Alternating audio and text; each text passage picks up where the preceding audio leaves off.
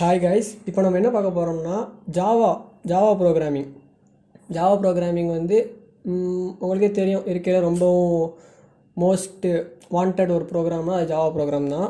அந்த ப்ரோக்ராம் தான் நம்ம வந்து கற்றுக்க போகிறோம். நானும் ஒரு பிகினர் தான்.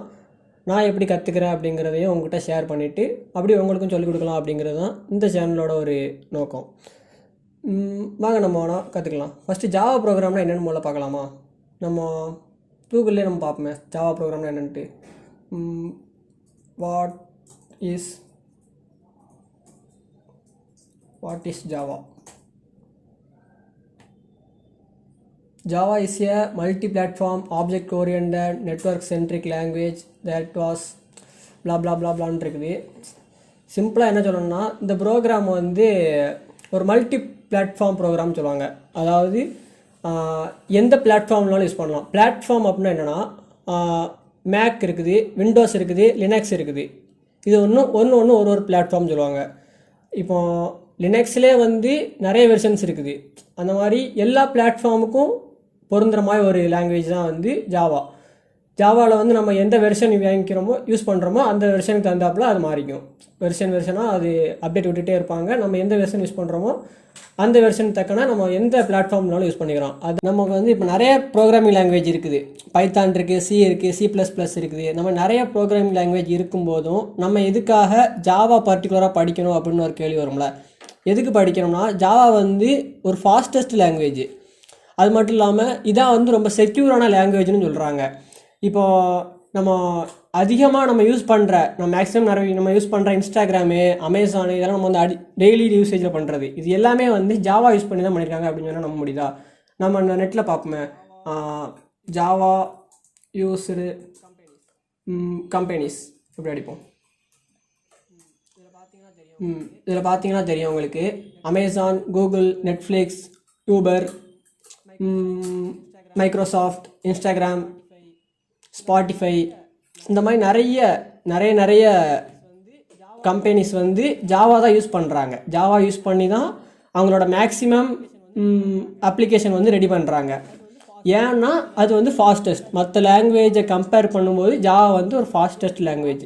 எதுக்கு இது ஃபாஸ்ட்டாக இருக்குது அப்படின்னு தெரியணும்னா, இது வந்து ஒரு compiled programming language. Compiled programming லாங்குவேஜ்னா என்னது? இது வந்து நம்ம எழுதுகிற கோடை வந்து ஃபஸ்ட்டு கம்பைல் பண்ணி பைட் கோடாக மாற்றிடும். இந்த பைட் கோடை வந்து நம்ம எங்கே யூஸ் பண்ணுறோமோ, எந்த பிளாட்ஃபார்மில் ரன் பண்ணுறோமோ அங்கே வந்து எக்ஸிக்யூட் பண்ணும். அதாவது மெஷின் கோடாக மாற்றும். ஃபஸ்ட்டு வந்து இந்த இதில் பாருங்கள். இதில் வந்து நம்ம எழுதுகிற நமக்கு தெரிஞ்ச அந்த இங்கிலீஷில் எழுதுவோம்ல, அது வந்து ஹை லெவல் ப்ரோக்ராமிங் லாங்குவேஜ். அதை வந்து ஹை லெவல் சோர்ஸ் ப்ரோக்ராம்னு சொல்லுவாங்க. இதை வந்து இந்த கம்பைலர்னு ஒன்று இருக்கும் இடையில. அந்த கம்பைலர் என்ன பண்ணோம்னா, கம்பைல் பண்ணி பைட் கோடை மாற்றிடும். Byte code means 0s and 1s. இந்த 0s and 1s வந்து இந்த எக்ஸிக்யூட்டருங்கிற இந்த இது வந்து எக்ஸிக்யூட் பண்ணி இந்த பைட் கோடை வந்து கம்ப்யூட்டருக்கு புரியுத மெஷின் கோடாக மாற்றிடும். இதான் வந்து இதோட வேலை. அதாவது இந்த கம்பைலர் வந்து இந்த பைட் கோடை மாற்றிடுறதுனால இந்த கோடை வந்து நம்ம ரன் பண்ணும்போது ரொம்ப ஃபாஸ்ட்டாக ரன் ஆயிரும். பைத்தானில் பார்த்தீங்கன்னா அது வந்து டேரெக்டாக இன்டர்பிரட்டர் ப்ரோக்ராமிங் லாங்குவேஜ். அதாவது வந்து அது கோடை வந்து லைன் பை லைன் இன்டர்பிரட் பண்ணி ஒரு லைனையும் எக்ஸிக்யூட் பண்ணும். ஆனால் ஜாவா அப்படி கிடையாது. ஃபஸ்ட்டு கம்பைலர் வந்து அந்த மொத்த கோடையுமே கம்பைல் பண்ணி பைட் கோடை மாற்றிட்டு அதை வந்து அந்த எக்ஸிக்யூட்டர் வந்து உங்களுக்கு மெஷின் கோடாக மாற்றிடும். அதனால இது வந்து ரொம்ப ஃபாஸ்ட்டாக ஒர்க் பண்ணும் மற்ற ப்ரோக்ராமிங் லாங்குவேஜ் கம்பேர் பண்ணும்போது. நானும் ஒத்துக்கிறேன், ஜாவா வந்து இருக்கையில் ஒரு கஷ்டமான ப்ரோக்ராமிங் லாங்குவேஜ் தான். ஒரு பேசிக்காக பிகினராக கற்றுக்கிறவங்களுக்கு கொஞ்சம் கஷ்டமான ப்ரோக்ராம் தான் சொல்லுவேன். நானும் அதான் சொல்லுவேன். ஏன்னா மற்ற பைத்தான் படித்தவங்களுக்கு தெரியும், பைத்தான் வந்து ரொம்ப ஈஸியான ஒரு லாங்குவேஜ். நான் பைத்தான் படிச்சிருக்கேன். அதனால எனக்குமே ஜாவா ஃபஸ்ட்டு கற்றுக்கும் போது கஷ்டமாக தான் இருக்குது. நானும் வந்து உங்க கூட சேர்ந்து தான் கற்றுக்க போகிறேன். நான் என்னோடய லேர்னிங் ப்ராசஸையும் அப்படியே அப்லோட் பண்ண போகிறேன். ஜஸ்ட் நான் இப்போதைக்கு நான் கற்றுக்கிறேன், எது வரைக்கும் கற்றுக்கிறேன்னா ஜாவாவோட பேசிக்ஸ் மட்டும் தான் நானும் கற்றுருக்கேன். அப்படி நான் வந்து என்ன பண்ணலான் இருந்தோம்னா, நான் கற்றுக்கிறத அப்படியே வந்து ஒருத்தங்களுக்கு சொல்லி கொடுத்தா என்னோடய லேர்னிங் ப்ராசஸ் இம்ப்ரூவ் ஆகும் அப்படிங்கிற எண்ணத்தில் அந்த யூடியூப் சேனல் ஆரம்பிச்சிருக்குது. இந்த யூடியூப் சேனலில் வந்து நான் படிக்கிற ஜாவா ப்ரோக்ராம், அப்புறமா நான் இதுக்கு அடுத்து படிக்க போகிற ஃபுல் ஸ்டாக், அதுக்கப்புறமா டேட்டா ஸ்ட்ரக்சர்ஸ், இந்த மாதிரி நிறைய கான்செப்ட்ஸ்லாம் இருக்குது. ஊப்ஸ் கான்செப்ட் எல்லாமே இருக்குது. இது எல்லாத்தையுமே நான் படிக்கும்போது அப்படியே உங்க கூட ஷேர் பண்ணலான்னு இருக்கேன். என் கூட சேர்ந்து நீங்களும் இந்த ஜேர்னியில் கலந்துக்கோங்க. இந்த டொமைன் மட்டும் இல்லாமல் இந்த ஐடி டொமைன் மட்டும் இல்லாமல் என்னோடய ஃப்ரெண்ட்ஸ் கொஞ்சம் பேர் இருக்காங்க.